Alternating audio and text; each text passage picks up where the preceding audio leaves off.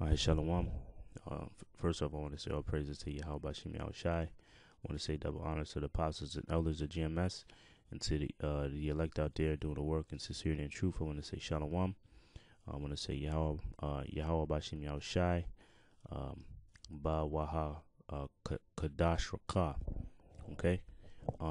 So yeah, this is GMS Precepts. My name is Nazir Khad. As you can see here on the title, you see on the screen here a PDF version of the book of the New World Order by A. Ralph Epperson. And I got the book somewhere here, but I'm doing the PDF version for video purposes. But this is a pretty good book. It goes into, it's pretty self-explanatory. It goes into the New World Order plans. Okay.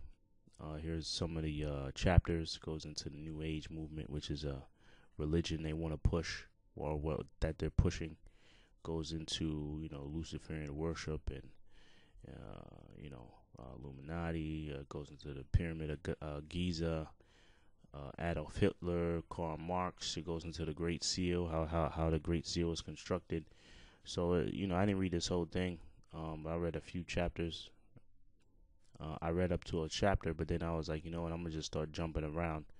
But I want to go into, here it is. This is the Great Seal of the United States. It goes into the breakdown of the Great Seal. Novus Ordo Seclorum, Novus Ordo Seclorum, New World Order, and you went Septus, right? So, so I want to go to the point here, page, I believe it's 10. Here it is. I'm going to go to the point here, and I'll just start reading it. It says the new. I'll start from right here. It says, and this is an introduction, mind you. Okay. It says the old world is coming to an end. It will be replaced with a new way of doing things. The new world will be called the New World Order. Excuse me. This new structuring will redistribute property from the have nations and will give it to the have not nations. The New World Order will include changes in, and it goes into it, changes in the family, changes in the workplace, and changes in religion. Okay, and mind you, this book was written in. Just keep in mind, this book was written in 1989, and here it is. It's 2018, nearly 30 years later, and you'll be surprised of how much of this came to pass. Right. So let's start with family. It says the family. It says homosexual marriages will be legalized, right? Which just happened a few years ago. Parents will not be allowed to raise their children. The state will. All women will be employed by the state and not allowed to be homemakers. Divorce will become exceedingly easy and monogamous marriage will be slowly phased out. Okay, so let's deal with this, right? It says homosexual marriage will be legalized. And mind you, like I said, this book was written in 1985. Okay, what happened in 2015? Supreme Court declares same-sex marriage legal in all 50 states. If look at this fucking lesbos, and if one, look at this LGBTQ, if one didn't believe, the spirit, the Bible states that that great city. Matter of fact, I got it up here. That great city, that great city is spiritually Sodom and Gomorrah. If you didn't believe prior to 2015 that America is spiritually Sodom and Gomorrah, you have to now. This is without a doubt spiritually Sodom and Gomorrah. So let me get Revelation real quick. This is Revelation 11:8. It says, "And their dead bodies shall lie in the street of that great city, which is America." Okay, it's not the Vatican. Okay, that great city that the scripture is speaking about is America.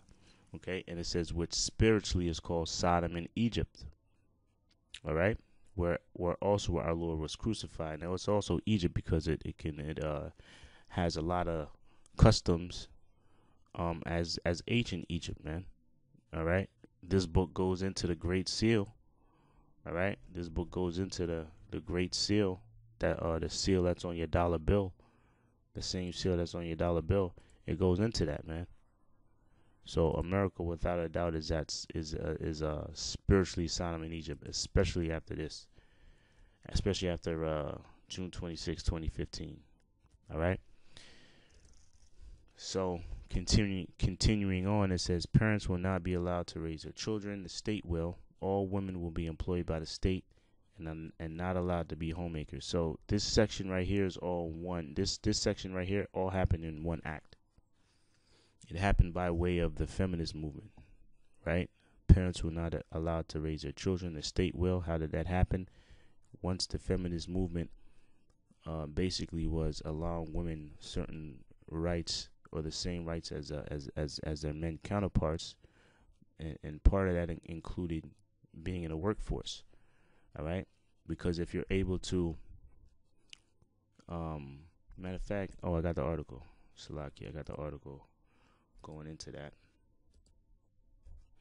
Here it is. This is rents.com. It says how the Rockefellers re-engineered women, basically because the Rockefellers, as well as the CIA, were the biggest, were the ones that funded the feminist movement. All right, that's why this title is saying how the Rockefellers re-engineered women. So if you jump down to this paragraph, it says the hidden goal of feminism is to destroy the family, which interferes with state brainwashing of the young. Okay, because it's known if you get a child young and indoctrinate him while he's young, he's easier to indoctrinate, man.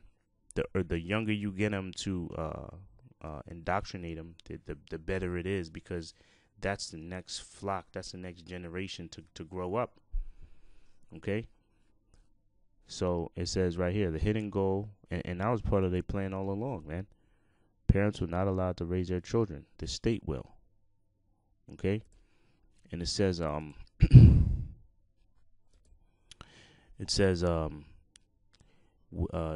then it says side benefits include depopulation because and widening the tax bracket, because women are not going to be so involved with marriage life. Okay, and it tells you that's part of their plan as well. And monogamous marriage will be slowly phased out.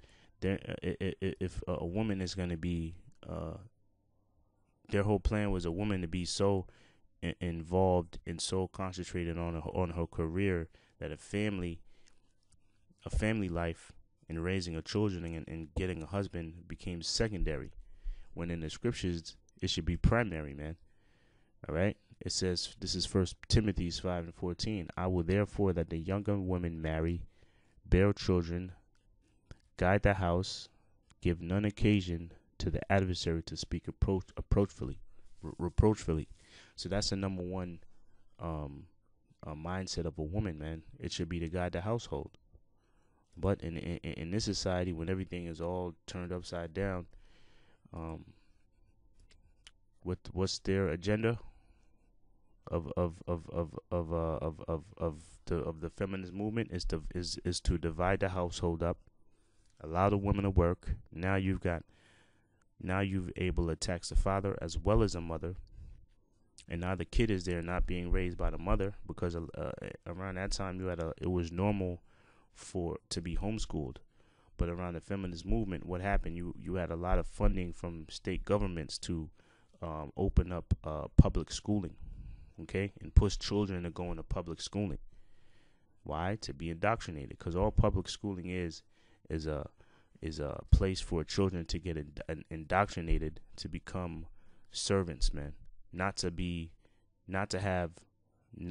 free thinkers. It's to be a good servant. It's to be a good slave. That's the only reason why public school is free. You know? So that's that. It says side benefits include depopulation and widening the tax base.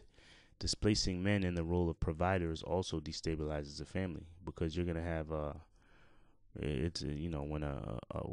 what's a fucking term they call it, a home house, or what's the fucking word?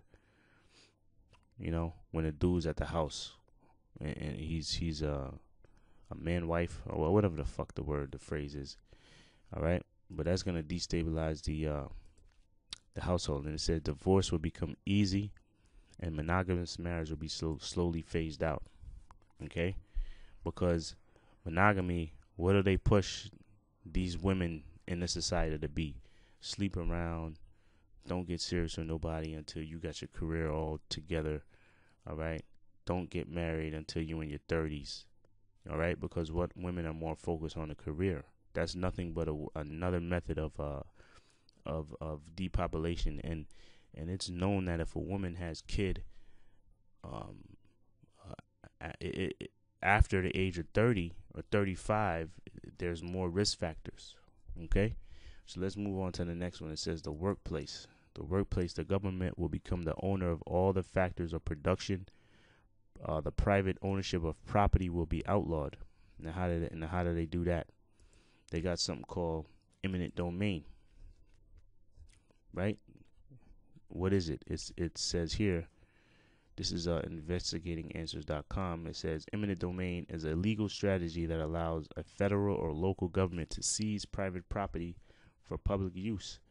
The seizing authority must pay fair market value for the property seized. Now, fair market value is determined or based on what they want to fucking give you.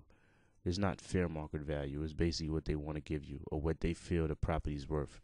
So basically, if they want to build a highway in your area, or if they want to build a huge parking deck where your house is and you own it, guess what? They're going to give you fair market value and kick your black ass or your Latino ass up out of there, or your Native American ass up out of there. Okay?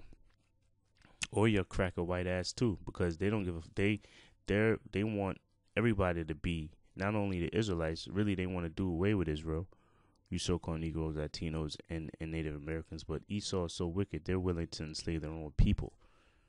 Okay? So, and also property also goes into your wages, man, because that's a form of property. All right, and how do they affect your property or your wages? With crazy tax, this tax, that tax for this. In New York City recently, they want to pass a tax. If you are in Midtown Manhattan, they want to charge you for trucks. Any trucks that's delivering, they want to charge you $25. And if you're a livery car, if you're a car period, or a taxi cab, or a driver in a car, they want to charge you $12 or $11.25. If you're anywhere below 60th Street or 60th Avenue, or 60th Street, excuse me. If you're anywhere below 60th Street and below, they want to tax you. They gonna tax you for everything, man. It's a new tax every fucking year they trying to pass. But that's a way of keeping production and private property on in a controllable level. All right? And the last one is religion. Okay? Religion says religion will be outlawed and believers will be either eliminated or imprisoned. And that goes for you wacky tacky Christians as well.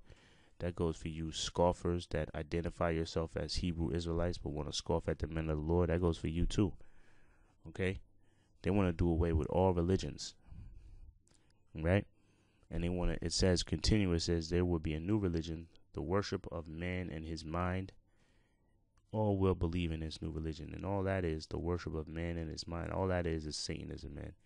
You break it down, I don't care what you call it. You want to call it the New Age religion. It's all Satanism. Okay? Because Satanism is what?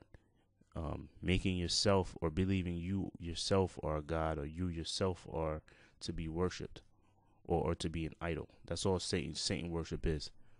That's why you have these celebrities. They have people worship him, and when they see him, they start crying and freaking out. Okay? That's all Satanism, man. Okay? Basically, anything not following Yahawah, bahasham, Yahawashi is of Satan, man. I mean, to make it plain and simple. All right? It says the United States, read this. It says the United States will play a major role in bringing it to the world. Okay? So that's this section I wanted to read. Like I said, this is the book called The New World Order by Ralph Epperson. Okay, now let me get a scripture here, because the Most High got something for you, cracker boy. Right? This is Job 20th chapter. I'll start at Job 20 and 22. It says in Job 20 and 22, in the fullness of his sufficiency he shall be in straits. Every hand of the wicked shall be upon him. Now, what's that going into? The fullness of his sufficiency he shall be in straits. That's going into his New World Order, man. When he has a New World Order, there's gonna be things that they didn't plan for. Okay, because who are they listening to right now? They're listening to Satan. Everything that they do, they go and pray to Satan, and he gives them the answers. But they do not realize that Satan is actually a servant of the Most High. All right. So continuing to verse 23, it says, when he is about to fill his belly, all right, meaning when he has his New World Order established, he's starting the mass forced implementation of that microchip, or the mark of the beast, or the RFID chip. Okay.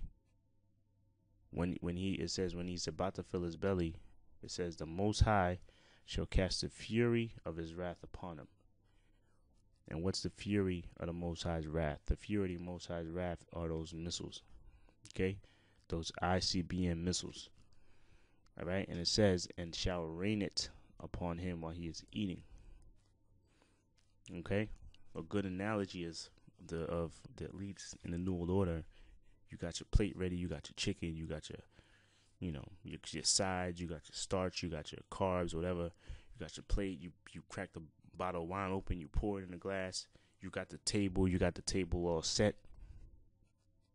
Right? You get your fork and knife, you place it on a table with a napkin. You get your handkerchief, you put your handkerchief on, you sit down, you pick up that knife, and you start the cutting on that steak or whatever meat you have. And then guess what? The Most High starts raining missiles on you, man. And that's exactly what's going to happen, man. Okay? All right? So, yeah, that's pretty much it. That's pretty much the point I wanted to bring out. I wanted to bring out this book right here. I suggest brothers go get it. If you can't get it, it's like $12, $10 on Amazon. But you can always get the free PDF version if you download it.